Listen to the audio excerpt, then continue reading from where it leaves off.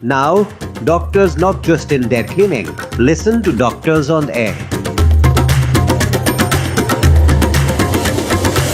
Hi வணக்கம், நான் மதுரை சூரியனகம்ல ஆர்ஜி அபி பேசுறேன்.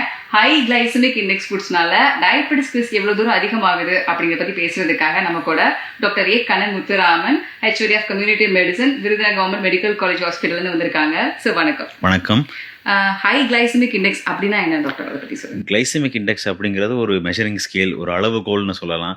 மாவுப்பொருள் அதிகமாக இருக்கிற சாப்பாடு வகைகளில் வந்து எது பெட்டர், அதாவது எது சாப்பிடலாம் சாப்பிடக்கூடாது அப்படிங்கிறதுக்கான கேட்டகரைசேஷன் தான் இந்த கிளைசமிக் இண்டெக்ஸ்.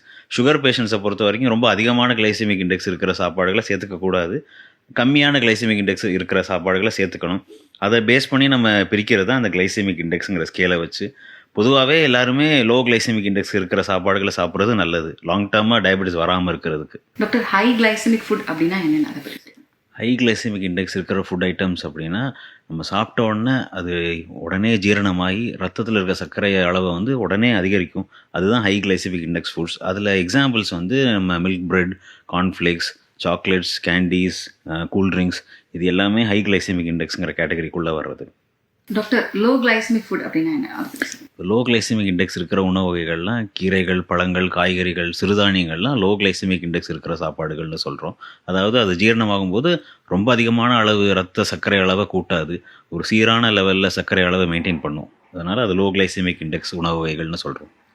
டாக்டர், இப்போ டயபெட்டிக்ஸ் வர்றதுக்கு இந்த ஹை கிளைசமிக் ஃபுட் அப்படிங்கிறது எவ்வளோ காரணமாகுது?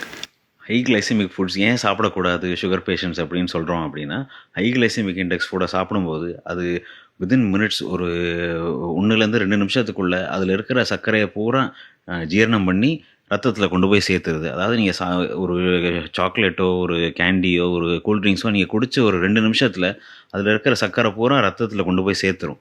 அப்படி சேர்க்கும் போது என்ன ஆகுதுன்னா, அதில் அந்த ரத்த சர்க்கரை அளவை குறைக்கிறதுக்கு வந்து இன்சுலின் சுரந்துடும்.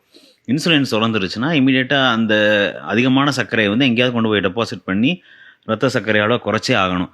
அப்படி பண்ணும்போது தான் அது வந்து வெயிட் கெயினாகவும் டயபெட்டிஸாகவும் நாளடைவில் வந்துடுது.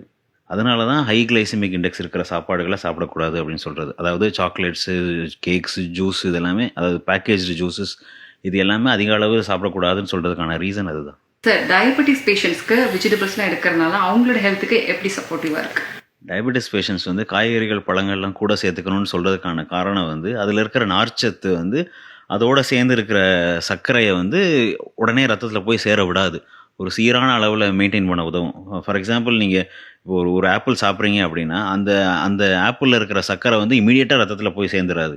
அது ஒவ்வொரு பீரியட் ஆஃப் ஒரு மணி நேரம், 1.5 மணி நேரத்தில் போய் சேரும். அப்படி சேரும்போது அதே அளவு சர்க்கரை தான், ஆனால் ஒரே சீரான லெவலில் போய் ரத்தத்தில் சேரதுனால அவ்வளோ பாதிப்பு கிடையாது, பொதுவாகவும் சர்க்கரை பேஷண்ட்ஸுக்கும். டாக்டர், இப்போ லோ கிளைசமிக் இண்டெக்ஸ் இருக்க ஃபுட் மட்டும் சாப்பிட்டோம்னா சர்க்கரை வந்து குறைஞ்சிருமா? லோ கிளைசமிக் இண்டெக்ஸ் இருக்கிற சாப்பாடுகள் சேர்த்துக்கணும் தான். அதே நேரத்தில் வெறும் லோ கிளைசமிக் இண்டெக்ஸ் சாப்பாடு மட்டும்தான் சாப்பிடணும் அப்படின்னு அர்த்தம் கிடையாது.